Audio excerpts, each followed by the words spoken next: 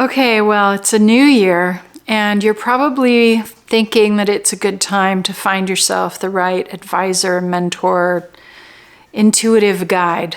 Because even if you're a professional psychic advisor, intuitive guide, you need your own oracle. You need your own healer who can touch more than you can touch for yourself.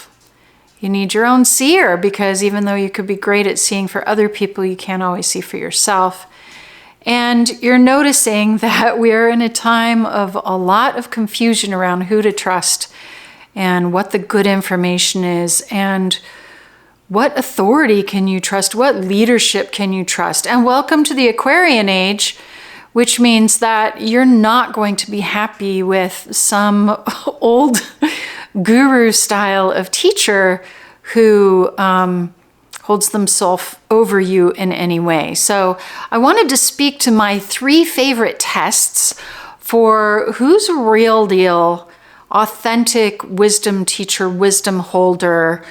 And I apply these when I'm working with someone, if I'm hiring someone, and I encourage you to try them on for yourself. Now, this is in addition to just like, do they know their stuff? Does their work produce results? Stuff like that. In addition to that, these are more the qualities of what I consider an embodied channel of integrity versus a self-proclaimed guru type. Okay. Number 1, do they have experience? Not just an open channel, not just the ability to bring things through, but actual experience. For me in my life, I choose teachers who have 20 years of experience and more, because there is nothing that makes up for that. There's nothing that replaces actual life experience on the path. And I'm a pragmatist as well as a spiritualist. I want someone who's been through the stuff that I haven't even been through yet.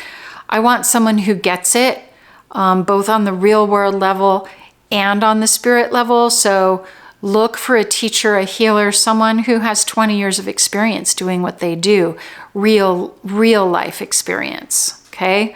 Because there are a lot of young, beautiful, emergent channels who are bringing through, in other words, they're saying the words, but they haven't lived through it.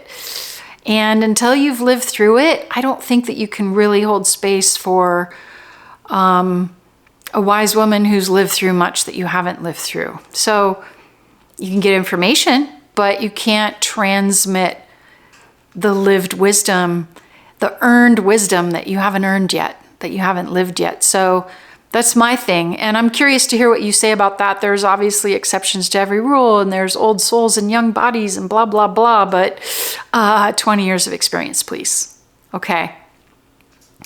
Secondly, and this one's really important, and it's subtle, but it's critical. And that is, when you go get an intuitive reading from someone, if you walk away from that reading or that healing session feeling smaller than them, I mean, it's cool if you feel impressed with their abilities, that's nice. But if you walk away feeling smaller or feeling like you need to come back for your next session, and or like you need to, like a craving to come back for the very next session, that's a sign that your energy has been diminished from the experience.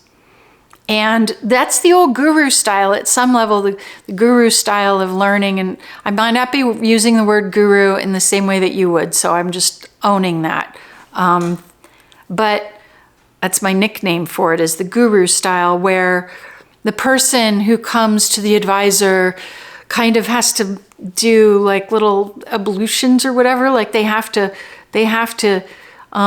kind of bow down to the one giving them a session, and then the person giving them the session gives them the proclamations of what is true about them or true, and la la la la. And when you're receiving in that way, it's set up where you're kind of giving some of your energy to that teacher for a while, or to that healer. You're kind of, oh yes, okay, whatever you say, and you're giving them some of your energy. Now, In a teacher-student relationship, sometimes that's necessary at first, but a good teacher will always, when the lesson is learned, say, see, this was yours the whole time.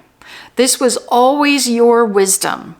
And so when you're getting an intuitive reading, I think that you should, if you're receiving from someone who's really has full integrity, knowledgeably in their integrity, you're going to walk away from that session actually feeling bigger.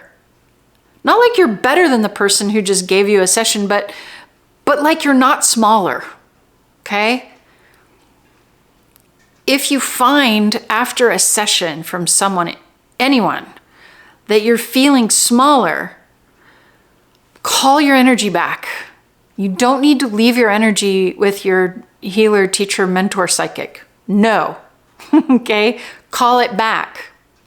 I like to say when people are receiving a session with me that they'll often say, wow, I've never thought of that, but you just put words to something I've always felt.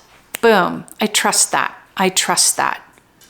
Because I'm not telling them something that's making them go, really? No. If they're saying, really, I stop and I ask my guides, can you give me a better translation?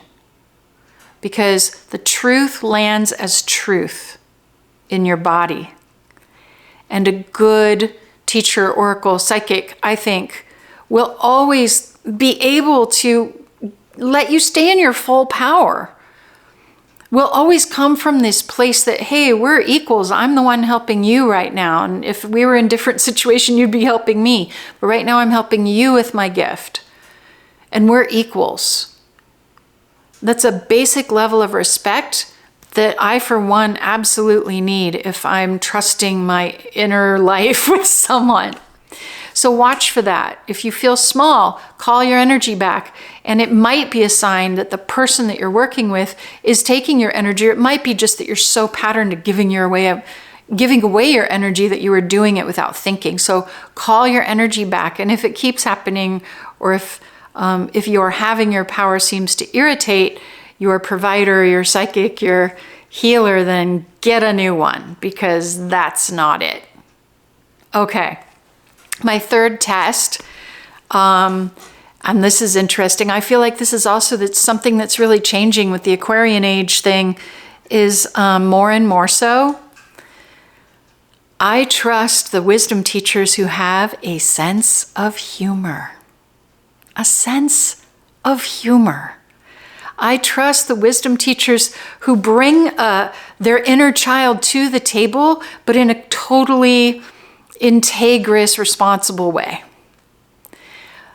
If you've ever seen the Dalai Lama crack jokes and be silly with children, you know, okay, this guy's real awake and he's also a silly pants. A lot of my non-dual teachers, Adyashanti, for example, they're goofy sometimes, they're funny. And I've learned that holy ones, true, grounded, wise ones of experience and wisdom, especially elders, they got a sense of humor. And I cannot work with someone who doesn't. Like, I can't even. I swear I've gone to like channelings where the channel is very serious, and I swear I want to throw spitballs. I want to ping, like I want to bring life into the room, because that ominous sounding, authoritative, it's just, it doesn't feel true to me. And I'm not going to put this on you like, oh, this has to be true for you. But if it is, I just want to high five you, say you're not alone, and say that my teachers, like my teacher Maria Yesbrew, my Apache mama, she says the same thing. She's like, honey, watch out. If there's ever a teacher who doesn't laugh and giggle and see the humor of creation, take a step back, because they might not have their stuff together. They might be deeply wounded. They might be deeply egoic. They might be playing some power game.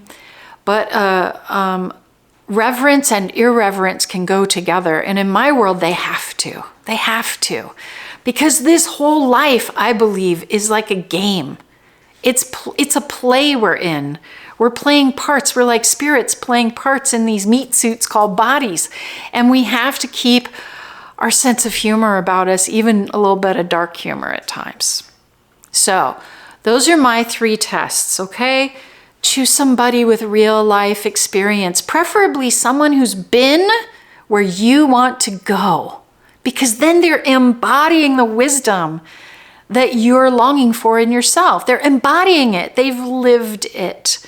So that's my 20 years experience and thing. And that's why all the teachers in my wisdom school and my wisdom collective and the wisdom mastermind, they all have mostly way more than 20 years of experience. And then you should walk away feeling bigger, not smaller, not diminished. Okay? Humble's great, but not diminished. Not diminished. And thirdly, sense of humor, please. Sense of humor, please. If there's no sense of humor when you're working in the ways, even the most deep ceremony, it's got to have a touch of the fool, got to have a touch of the playful child. If it doesn't, perk your coyote ears up, because somebody might be taking things way too seriously.